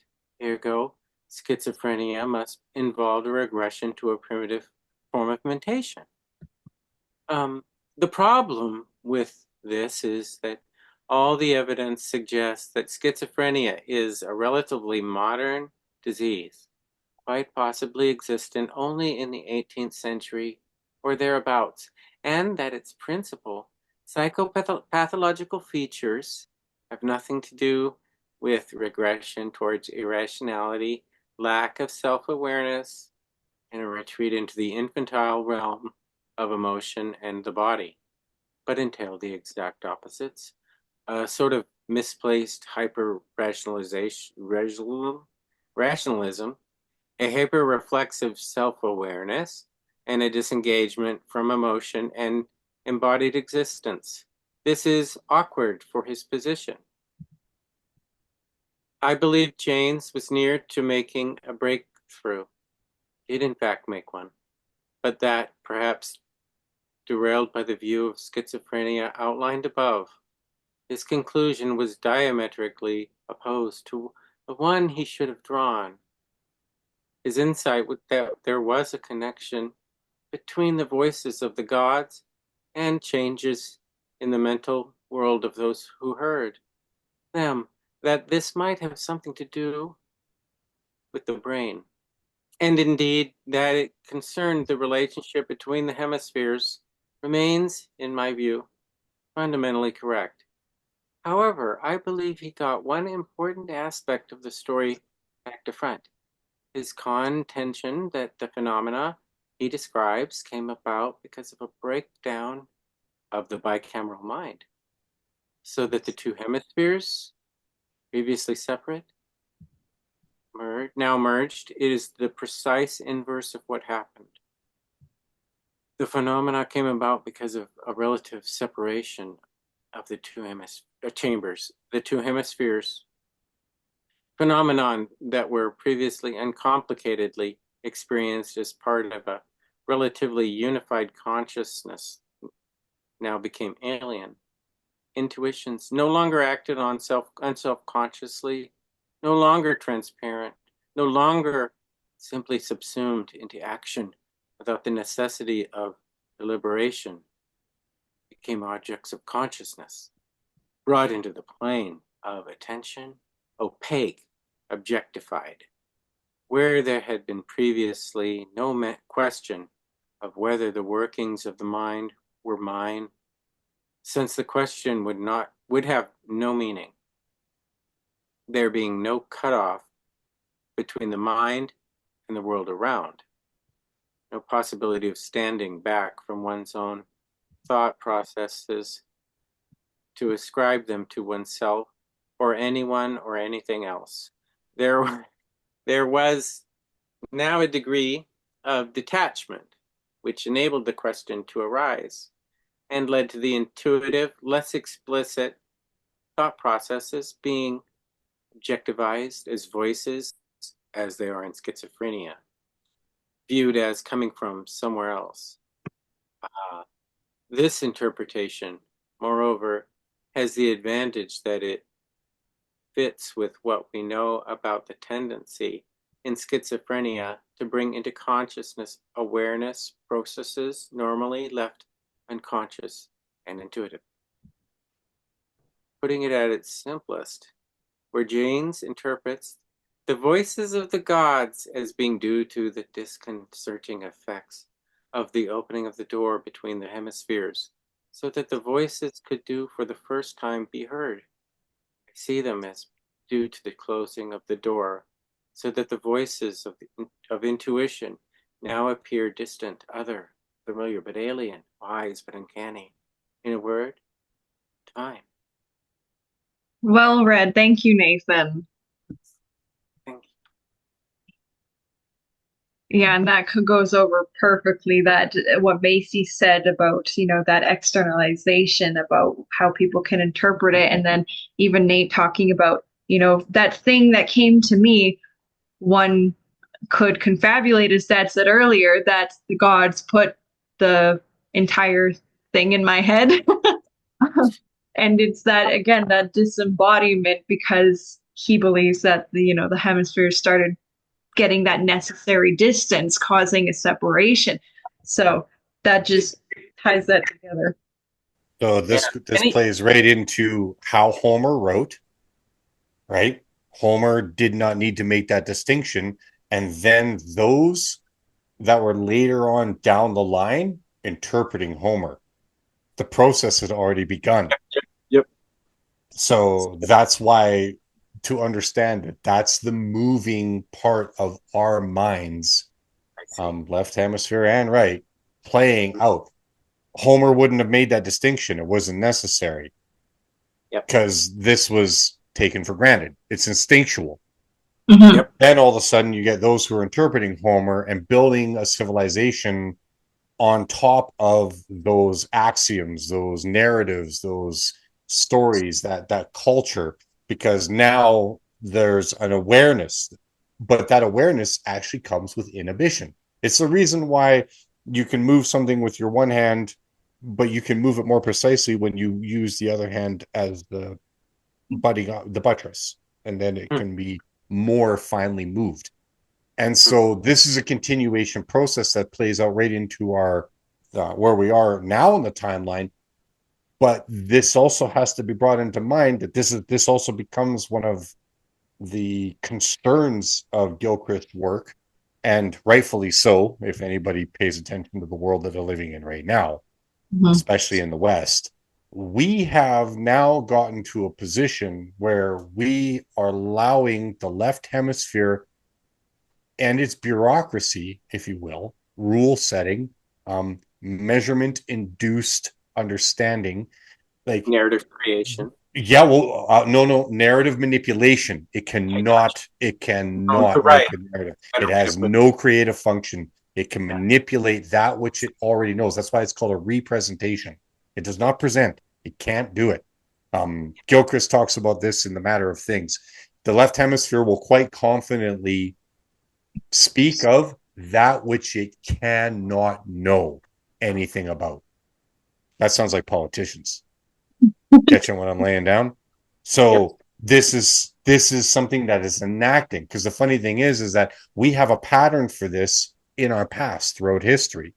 That's why we should look through as many lenses as Maddie alluded to earlier that we could possibly look through, keeping in mind that there is a betrayal that's going to happen not only in the person that did the writing, because we have to keep that in mind, right? Homer had a bias, an assumption, if you will, a safe one, but nonetheless, it was there. And that's going to happen with Nietzsche, Jung, Gilchrist, C.S. Lewis, Tolkien, like, pick an author. So it's incumbent upon us to be able to bring. You're going to have it in family. It's the reason why it's so easy for socialism to say don't trust your parents or anyone over 30. That's a big mistake. Are there things about those individuals that you should bear in mind that could turn against you? Absolutely. The temptation to exploit is going to be there. Why? Because the left hemisphere runs a manipulation and power game. I mean, even Peterson talks about that, in spite of there's areas where we could argue that Peterson's a little bit running Yeah. amok, right? But that means it's on us, on our hemispheres as individuals, to sort that out and to bear in mind what we've previously been discussing for this whole episode, which is phenomenal. Like, I love the way this one's playing. No wonder we're going to need two runs at this.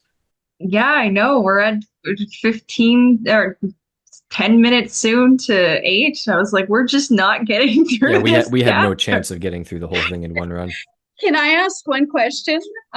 In terms of the demonology and the UF alien stuff that's being pushed out there right now, and if just in terms of, is that the left's hyper left mode that we have in our culture that makes so many people susceptible to falling for that? Good question. Dad, do you want to take that on? I could take it too. I I would say, yeah, it definitely comes out of us. I mean, I have to look to myself first and foremost whenever, you know, I'm done with that. I'm not going anymore. All right. I believe if it ain't broke, don't fix it. This is a statement, a trope from the left hemisphere, and because that would never fly in the mind of a right hemisphere proclivity thinker. Because even if it ain't broke, don't fix it. Yes, this thing works, but can it work better? So Mhm. possibility is the weakness of the right hemisphere. I believe so far in my journey, I've honestly said in other podcasts where I've been blessed to be a guest, I'm the pleb. So I'm this guy that realized where he wasn't. And then a thing happened in the world, and now I have to rapidly try to find out where I am and help my family do a thing. The people, several of which, not as many as humanity as a whole, I believe they have a very, very strong understanding of what Gilchrist is writing about. They might not look at it with the depth that Gilchrist has laid it out for us in solving this particular lens of knowing ourselves. Because in our household, we say, I agree. is better to know what you are to better negotiate who you are. What you are is vastly interpreted through your hemispheres. You're never going to escape this. And then how that negotiation goes is in a relationship to others as well as yourself, always, all the time. This does not cease. So what gets manipulated, left hemisphere, is taking a very natural, and I would believe, if I'm going to use the word good and evil in this to say a very good dynamic about the human disposition, about openness to possibility, because that's the right hemisphere. And I think that the manipulation of things like Matthew and Cynthia are doing a series on the occult and their hands, the finger puppets, the marionette strings for the alien dynamic, and it's like, I believe that we as people, if we were to honestly encounter through things like the Platonic solids, science, Kepler, Madame Curie, like if we are left with our wisest intentions to the right hemisphere to pursue the possibilities of what is out there, and that we can transcend the limits to growth, could we possibly encounter something in the stars beyond and out?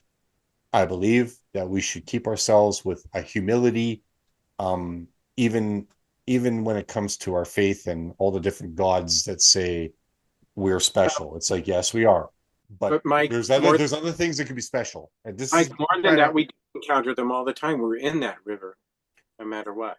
No, I agree. But this is to answer the question about why people end up succumbing to a narrative that's manipulated, because I believe that we're being handed something, and that's what Matthew and Cynthia are trying to expose. It's not about that open honesty of encountering that which could be out there, that the right hemisphere, that's its weakness. So that means it can be manipulated because it'll take the time to consider, it'll stop to pause. The left hemisphere knows that. Like it knows that about ourselves. And it will move in to grab. If you're handed a hammer, all the world's problems are nails. And so I feel that there's a scenario right now going on where that is being thrust upon us, so that it goes against, it's basically almost like punching the right, it's rolling the window up of dialogue within your own hemispheres. Here it is, our version of a thing, aliens on the White House lawn. Now, the reason why this works, I believe, so far in my journey, and I'm willing to be wrong on this, and I'm willing to have it, I'm willing to change my axioms. But so far, in order to answer this question honestly, I believe that there is a manipulation in effect, because we also have a tendency to take small amounts of information to come to grandiose conclusions in order to actually just physically move forward in the world. Why did the chicken cross the road? Well, we know the emissary isn't real. Well, no, the chicken obviously thought it was better on the other side of the road. Now, we don't know why the chicken thought it was better, but possibility moved it across the road. But if you manipulate that possibility, we too will all of a sudden start crossing a road, even when maybe we shouldn't have. And this is the scorpion and the frog parable. The reason why the frog is always the sucker to let the scorpion on its back while it tries to cross the river is the scorpion uses the excuse, it's in my nature, sorry, I killed you and now we both drown. If the scorpion had any understanding, it would actually ask the question, but what about the frog's nature?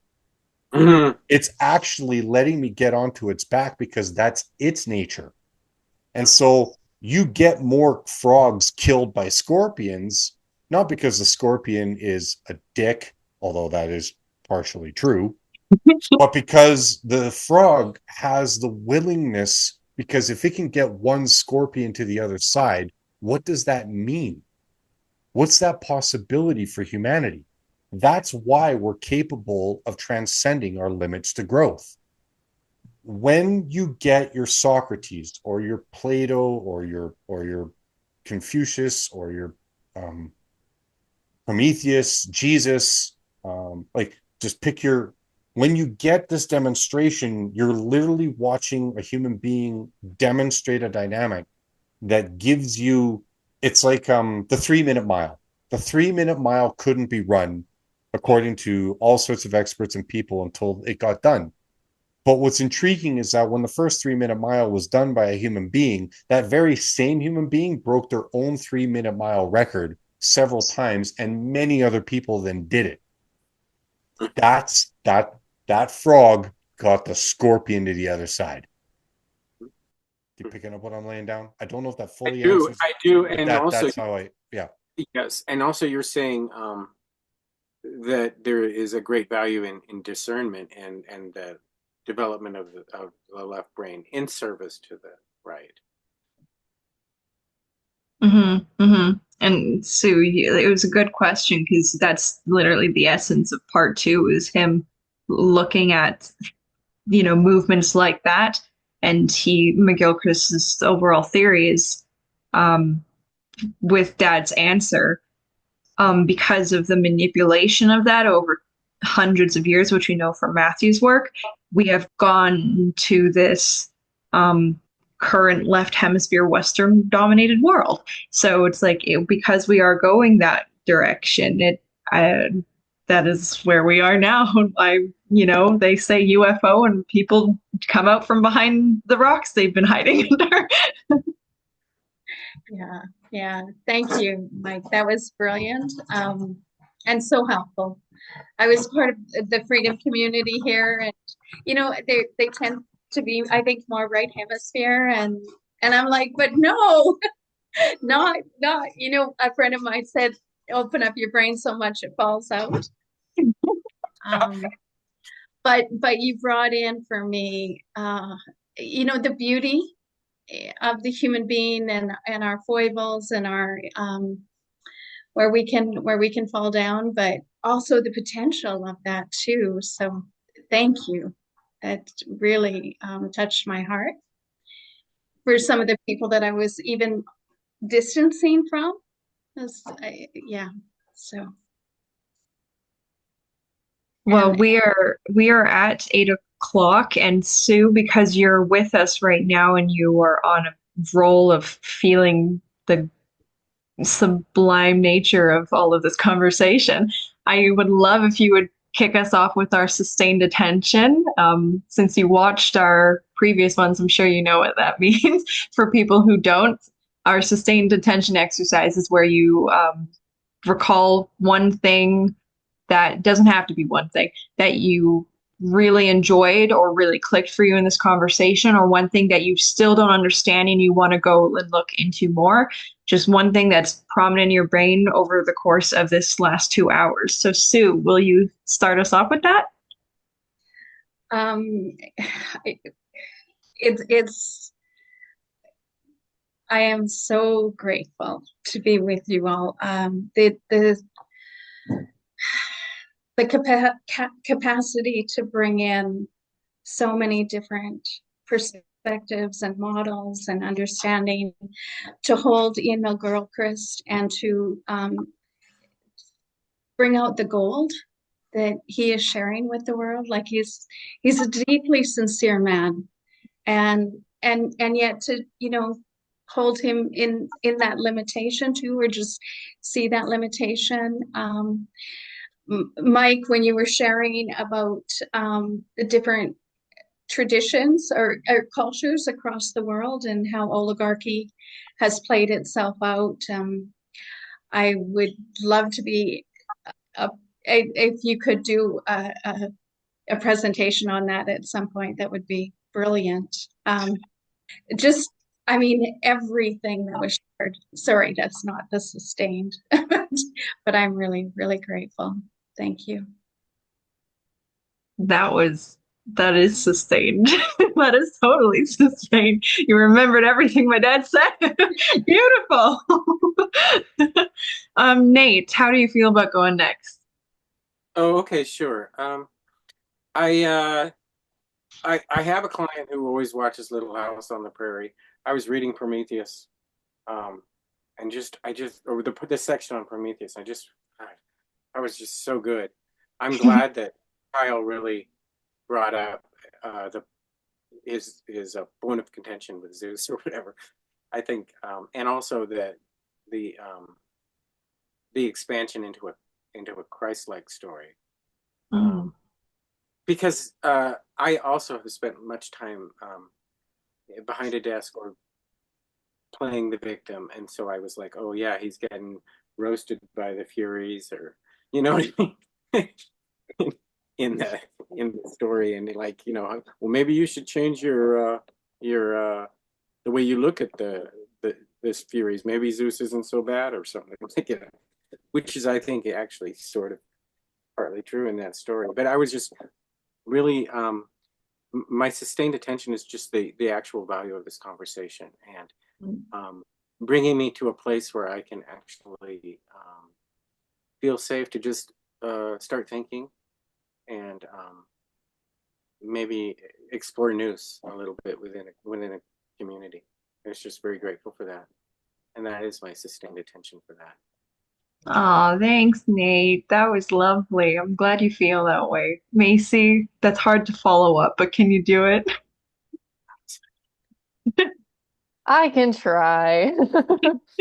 I actually have a lot of sustained attention, but it's towards other podcasts that actually I was listening to maybe like 2 weeks ago, because I was like consuming a lot. And a lot of them kind of just sparked in my brain as we were talking. So when Sue, you were mentioning how um you have like these friends where if your brain's too open, it might fall out. Um, I feel like that plays really well into holding into our own sustained attention and intention. So when you're those type of individuals where you're like really like open-minded, blah, blah, it can lead towards, I guess, in my theory, the idea of being like, oh, aliens and ethereal and da da da da.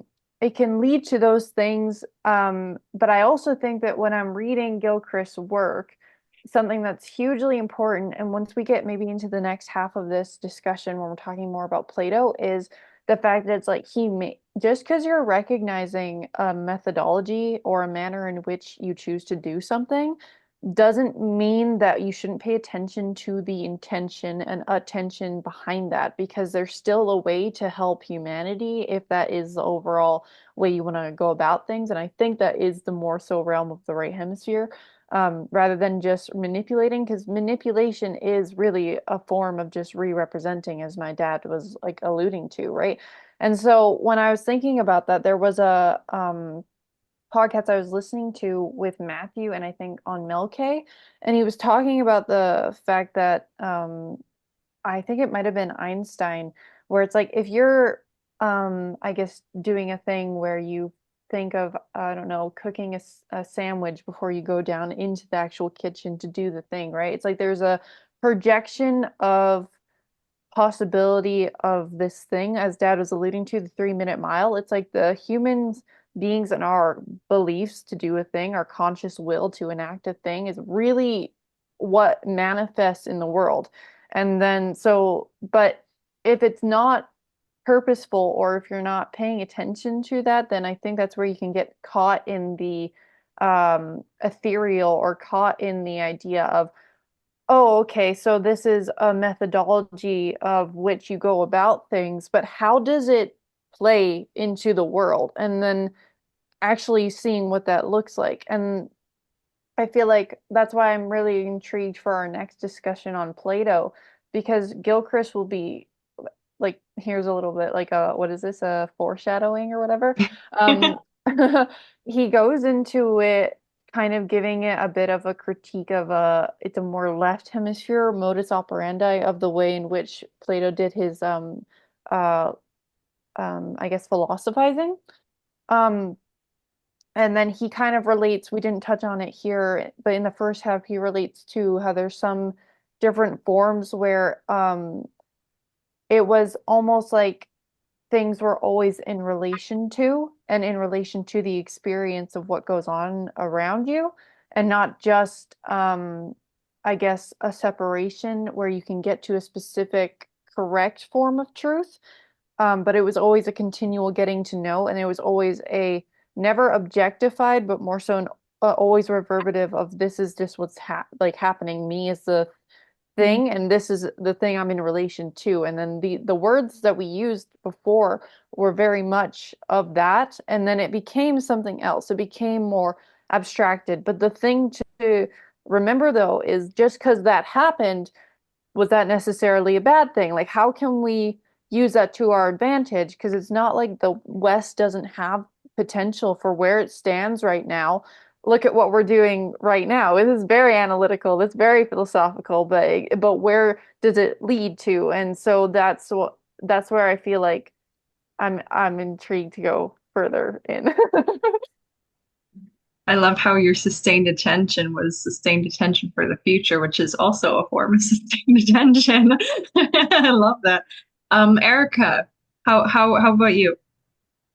Okay, my sustained attention. Well, first, everything was just so interesting. This was the first time I've like joined. So thank you so much for, yeah, it was so interesting listening and really amazing. My specific thing that like pops up in my head that I'm really interested in, like, I don't know, that I didn't know about before was I think when Maddie, you were talking about like closer to the beginning, the thing of the portraits like shifting throughout time and then like how children as they grow and maybe this isn't really my sustained attention because I forget exactly what it was, but I thought that was so cool. Like just, times looking to the left, straight on, looking a bit to the right.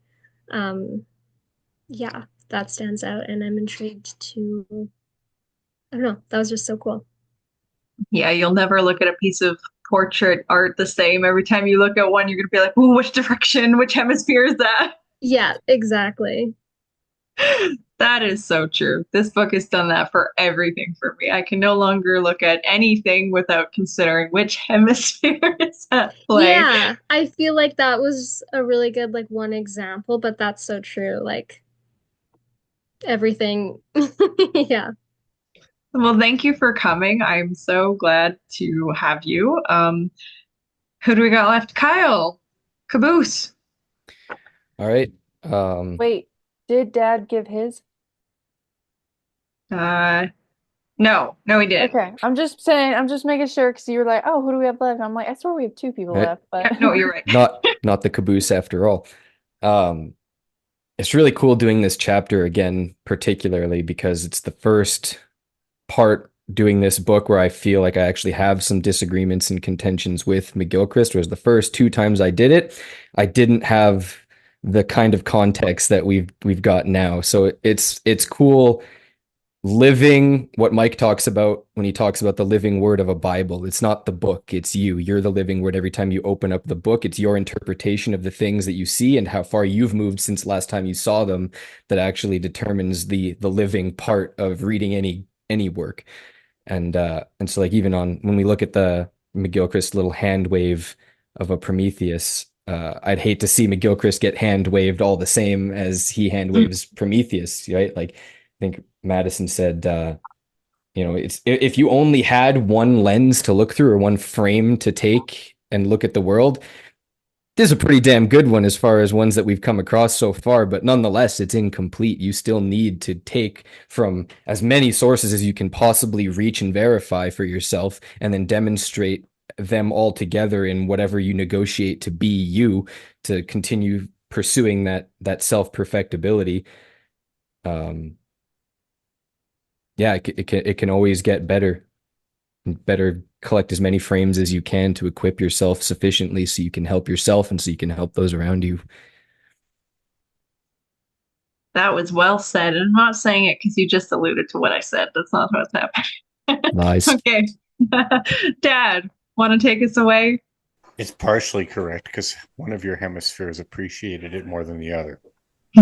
Anyways,